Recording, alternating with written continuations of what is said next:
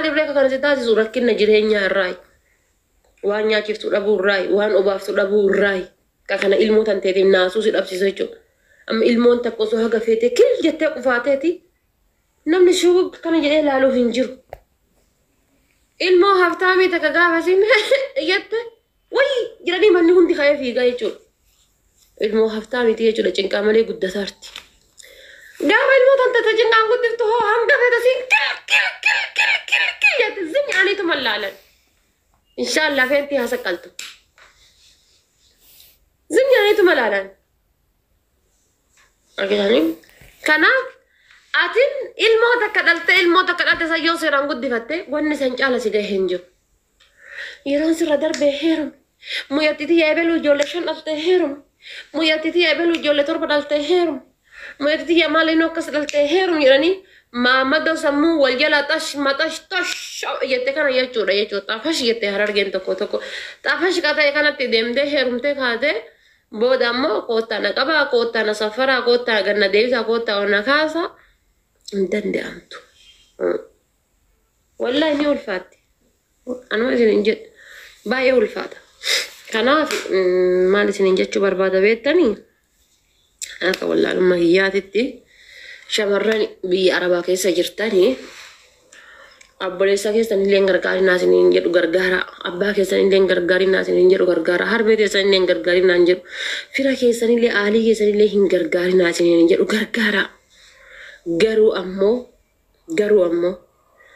dhibba keessaa parsentii 30 nama gargaartan 70 ofii keessaniif hambifadha gara caalu ofii keetiif hambifadhu ati suudii irra teettee manatti ijaartee suudii irra teettee kolleejjii barsiiftee xumursiiftee suud Dubaayii irra teetteeti waa meeqa gootee fi Bahareen Beeruut irra teettee ati waatee fi waa meeqa gootee fi gaafa ati biyya galtee jettee assalamu alaykum sinin jedhu hagati waatti kennitutti assalamu alaykum sinin jedhu haga waatti kennitutti garuu hadha jechuudha garuu jechuudha rakkattuun eenyu si beeloftuun si dhibamtuun si taroomni itti jiru si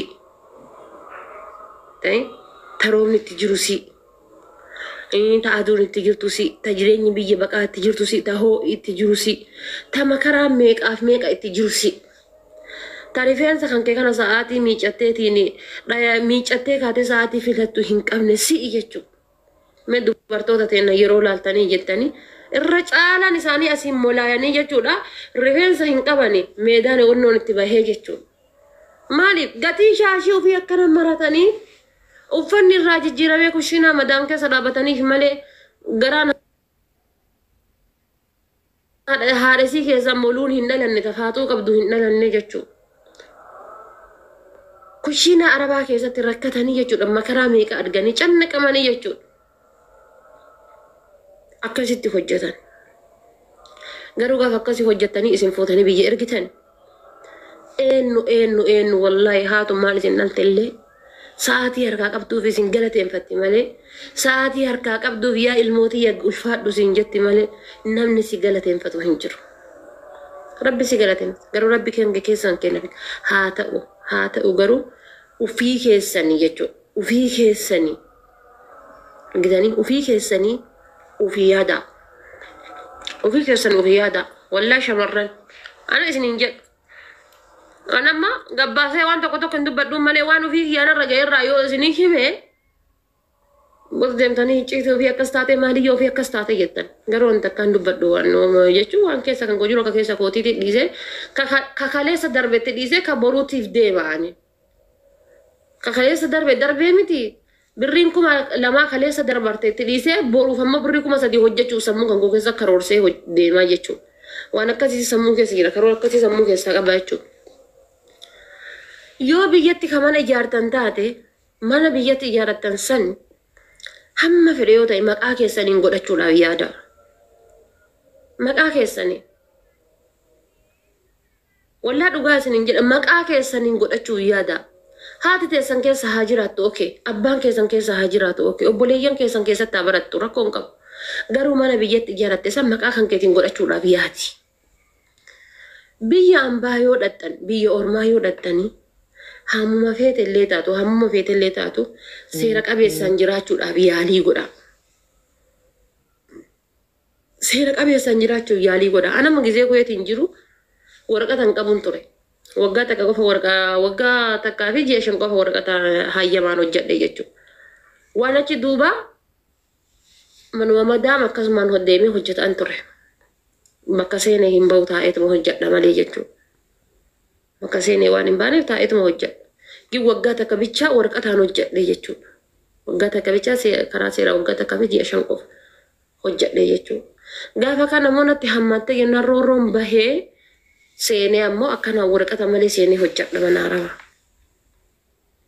Garuu haa ulfaattu namichi takka bichatu yeroo jalqaba seenee mindaa ji'a 3 na dhoggatte. Achi booda ammoo yeroo sanuyyuu uf hin beekne maal akka taate allis maal akka ta'e waan beeku mindaa ji'a tokko naa kennite yennaan biruma dhiifadhe an birriitiyya wali qabee ergadha jedhee. Wali qabee ergadhee namitti nama nagayaati biruma dhiise gaafa kan maal goote isin amaana sanna nyaatte an biraa hin bahee jechuudha. Kanaaf isin hin jedha san malee jechuudha kisaara biroo hin qabu. Gaafa kaani an gaafa biyyaa bahu irra caalaan kenna jechuudha. Ana baankii hin baafatin warra biyyarraa baanu jechuudha. Maatiin maan kenna nu ergatu jechuudha irra caalaan kenna. An beekee waraqata baankii baafadhee hin baane. Eessa kaadhadhee qarshiitan. Dirqama maatii kiyyatti ergaa mitiire. Dirqama aayyooti kiyyatti dirqama abboo kiyyatti ergaa jechuudha. Amma dhaloota amma warra amma Suudii deemaa jiru kanaaf warra amma Dubaay deemaa jirutuyyuu abshaalummaa fi sammuun isaanii nu caalti. Isaantu nu caalaa bar. Nu warra yeroo sanii jechuudha. Biyyaa bahe san warra amma Dubaay hin deemaa jiru Suudii deemaa jiru nu caala. Akkaawuntii mataa isii qabdii jechuudha. Sirraan barumsa fudhattee narraan barumsa fudhattee akkaawuntii mataa isii qabdii jechuudha. Silkii itti fayyadamtu qabdii jechuudha Nuukiyaa. Nuti gaafa biyyaa baanee Suudii seennu waan takka hin qabnu. Airportii keessa iyyuu seennee maatii kennaan hanga gaafa yeroo bararruutitti silkii namaa ergifannee silkii namaa kadhannee maatii kenna dubbifnaa jechuudha. Isiniif gadee maatii kenna dubbifna. Gaafa si deemnee Suudii deemnee wanna jennellee jechuudha. Silkii qabannee hin deemnu hanga madaamni silkii nuu bittutti meeqa kennatu sammuun kenna gadhiisee maraata. Madaamni feetu waggaa nuu bitti silkii feetu waggaa 2 nuu bitti feetu waggaa 1 nuu bitti. Meeqa kennatu sammuun kenna gadhiisee maraata jechuudha. Maaliif barumsa dhabuurraa kaka'ee jechuudha. Waa barachuu dhabuurraa kaka'e. Biyyuma ambaa tana yoo deeman akka waan birrii kana akaaffaadhaan haraniititti akka waan kuntaalaan haraniititti yaaduu kennarraa kaka'ee jechuudha. Miidhaan dirasanii nurra gahee jechuudha. Garuu ammoo warroonni amma obboleettiin teessan biyya keessa deemaa jirtu. Obboleettii teessanii himuu qabdan. Obboleeyyan keessanii himuu qabdan. Silkii bitattee yoo xiqqaatee jedhe silkii teknoo bitattee harka qabachuu qabdi. Birrii 10,000 11,000 bitattee harka qabattee silkii ofii dhoofachuu qabdi. Uffata keessatti wantoota akkasii itti himuu qabdan. Akkaawuntii baankii ofii baafachuu qabdi. Namni haadhaaf abbaan qabne hin jiru haadhaaf abbaan nima qaba. Haati tantee illee tasi dhaltellee ilmoo tante sii biyya arabaa jiru irra ilma isii bira jirtu sanii tapha isii bira beelayaa sanii dheebotaa hartu san gizee akkana laalte garaan hin danda'u luqqiftee itti kennite birrii ati ergite tan. Itti dhufa kun illee aayyii mana barumsaadhaan ari'aaranii bar qormaata akkanaa kutte qormaata maaliyyoo qabxii haganaa irraan ari'aaranii bar qormaata 40 irraan ari'aaranii 100 keessa qormaata qabnaa irraan ari'aaranii bar aayyii. Meenaa kennika hoo ishii lukkuusan gurgurtee deebiftaa fi bakka itti beeki hoo hin kenniti. Amallee nu dhufti kun illee aayyii eebelu birrii hagasii kennitee miti. Hoolaa biteeni gurgure wanna godhani ka'ee tirfii deebisaa fi wanna godhe hoo isiin kushiin arabaa akkas taate isiin maaliyyoo arabaa akkas taate isiin haadha ormaa faanchattee maaliyyoo akkas taate akkasitti fiddi biyyeen isin haa nyaattu. Fuuti inuma kenniti. Fuuti numa kenniti. Numa kenniti. Inuma luqqifti. Gaafa kan sitti nimtu. Guyyaa na targitu guyyaa kan beektaa gaafa Itoophiyaa gadi buutee torbee guyyaa 3 gaafa ooltee akkaawuntii kan keessootee kaatee baankii dhattu guyyaa san argita. Meeti birriin haganaa ebelutu iyyuu hoolaamu nagadee si deebisa jedhee balleessee mucattiitii si deebisaa jedhe obboleessa keeti. meeti birriina ganaa mucattiisan tokko jedhee fuudhee kenne obboleettii san teetisu yuunivarsiitii ittiin barate. Meeti birriina ganaa gaafa belo akkasi kittaanatee gire san akkas goonee mucattiitii maal godharee mi'aa waan harkana jiraate jedhee balleesse. Meeti birriina ganaa gaafa belo intala butee galee san bar abbee kun ajjeesuudhaaf abbee maraatee jennaan abbee haada kutee waan ta'u dhabee jennaan keessaa balleessine. Yaa bakaan maal gootiree chaansii biraa qabdi. Amma kaa maraachuun amma kaa indegana biyya ofirra deebi'uun jechuudha. Kun waan hawaasa keenya keessa jiru. Haati teessi jibbiteetii miti kan kana gootu. Abbaan keessi jibbeetii miti kan qarshii kan kee barleessu. Namni biyya keenyaa gaafa qarshiin birriin 5 harka geette qaxafachiin jedhan. Gaafa rakkatanii sitti dawwalan hafuura kan addaan si kutan. Hafuura kan sokkeetti kanarra si rakkisan. Hanga birriin akkaawuntii isaanii irra miisejjiin galu. Gaafa miisejjii irratti akkaawuntii isaanii irra birriin galte jedhanii achi deemanii mana xissuu dhaqanii taa'an. Akkaawuntii irra birriin galtee mitiire. Gaafa isiin achi gadhumattee jettee achii dhufan mataa hodhataa. Akkana mataa godhataa jechuudha. Siifeennu si beeka rabbii tokkichaa fi akkaataa itti jirtu si'ii jirtu san qofatu beeka. Namni biroo namni sirraa sii beeku tokko hin jiru.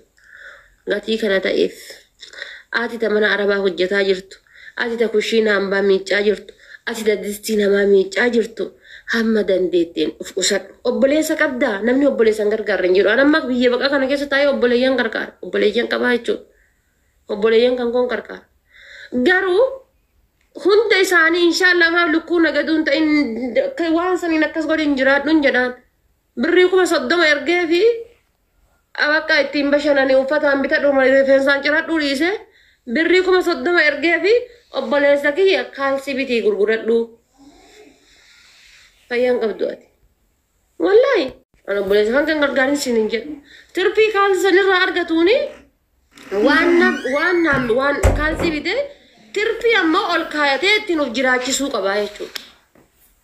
Itti ol kaayatee ittiin of jiraachisuu qaba obboleessa kan keessumaa. Ol kaatee ittiin of hin jiraachisu taanaan itti dhiisi dantaa isaati. Akka barbaadetti haa jiraatu jechuudha.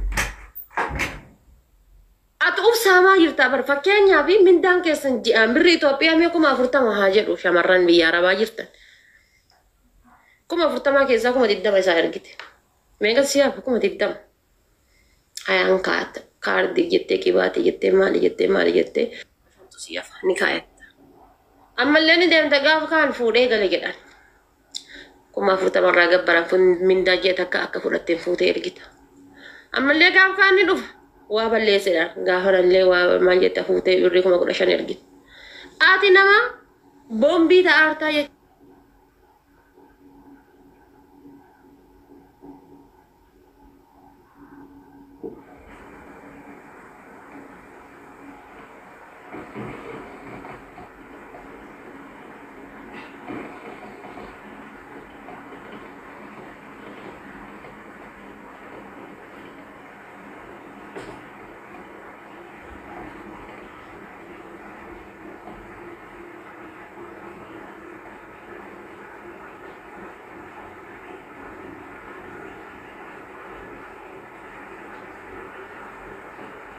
Yeroo san 2018 fakkaate. Taa'in jedheen 2016 natti fakkaate 2020 waliin galla taa'in jedheen hin deeminiti 2020 waliin galla gara biyyaa taa'ii jedheen. Hangaan jennaan neevarin taa'u naan jette. Qaggali jedhaan yaati.